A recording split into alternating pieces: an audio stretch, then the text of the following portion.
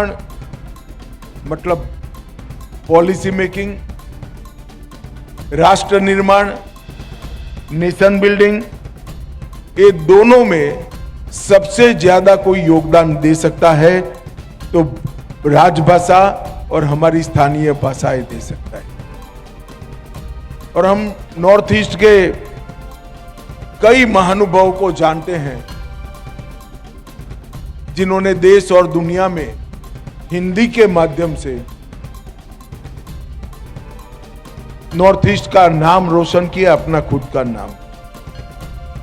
Doctor Bhupen Hazarika जी, महान संगीतकार, त्रिपुरा के ही सुपुत्र एस.डी. बर्मन जी, आर.डी. बर्मन जी, सिक्किम के डैनी डेंगजिप्पा, मेघालय में पैदा हुए जुबिन गर्ग, कई सारे लोगों ने हिंदी के माध्यम से नॉर्थ ईस्ट से निकलकर हिंदी के माध्यम से पूरे देश और दुनिया में प्रसिद्धि प्राप्त। उनके लिए हिंदी देश में जाने का एक मंच बना, राजभाषा देश भर में पहुंचने का एक माध्यम बनी। और यही बात हर राज्य को लागू होती है। अभी ये मुख्यमंत्री साहब हमारे एमओएस पंडित जी को अभिनंदन देते हैं कि पंडित जी तेलुगु है और राजभाषा सम्मेलन में हिंदी बोले। डॉक्टर साहब आप भी बांग्ला हो, त्रिपुरा के हो, मगर बहुत अच्छी हिंदी बोलते हैं। और मैं भी गुजरात से आया हूं। गुजरात हिंदी भाषी राज्य नहीं है,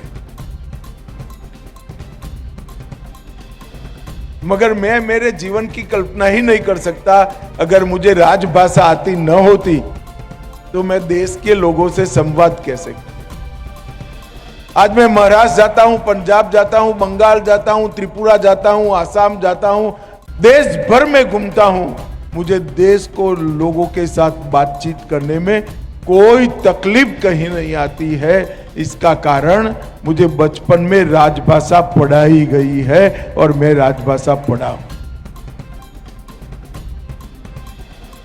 मैं आज इस मंच से कई सारे ऐसे लोगों के नाम भी बोलना चाहता हूं जिन्होंने अपने जीवन में राजभाषा के प्रचार प्रसार और संरक्षण के लिए बहुत काम किया, मगर वो हिंदी भाषी क्षेत्र से नहीं थे। महात्मा गांधी, सरदार वल्लभ भाई पटेल दोनों गुजराती थे। आचार्य केशव चंद्र सेन, राजा राममोहन राय, रविंद्रनाथ टैगोर और सुभाष चंद्र बोस बांग्ला थे। लोकमान्य तिलक, आचार्य विनोबा भावे, डॉक्टर भीमराव अंबेडकर, ये सभी मराठी थे। लाला लजपत राय पंजाबी थे। राजगोपालाचारी और सुब्रमण्यम भारती ये दोनों तमिल। परंतु ये सारे महानुभावों ने राजभाषा को देश की संपर्क भाषा के रूप में न केवल प्रचारित किया, इसका आग्रह भी, क्योंकि वो समझते थे कि इस देश को अगर आगे बढ़ाना है तो हमें राजभाषा को बहुत आगे ले जाना पड़ेगा। मित्रों, आज मोदी जी के नेतृत्व में राजभाषा विभाग ने बहुभाषी अनुवाद सारथी, स्मृति आधारित अनुवाद प्रणाली कंठस्थ, हिंदी शब्द सिंधु, मैं हिंदी शब्द सिंधु पर कुछ जरूर कहना चाहता हूं। हिंदी शब्द सिंधु एक शब्दकोश बनाया गया है और हमने हिंदी भाषा को परिपूर्ण करने के लिए भारत की अलग अलग भाषाओं से 84,000 शब्दों को हिंदी शब्द सिंधु में हिंदी के शब्द के रूप में स्वीकार किया है। और राजभाषा हिंदी को सभी भाषाओं के शब्दों से समृद्ध करने का काम किया है। हमने 13 खंड अब तक हिंदी के विकास के लिए राष्ट्रपति महोदय को समर्पित किए हैं और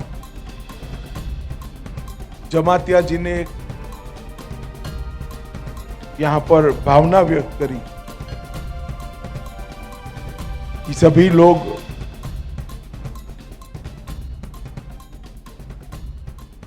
नागरी लिपि को स्वीकार करें और नागरी लिपि में अपनी बोलियों को ढालने का प्रयास करें। त्रिपुरा में कुछ लोग अलग दिशा में भी मांग कर रहे हैं। मेरे सभी से विनंती है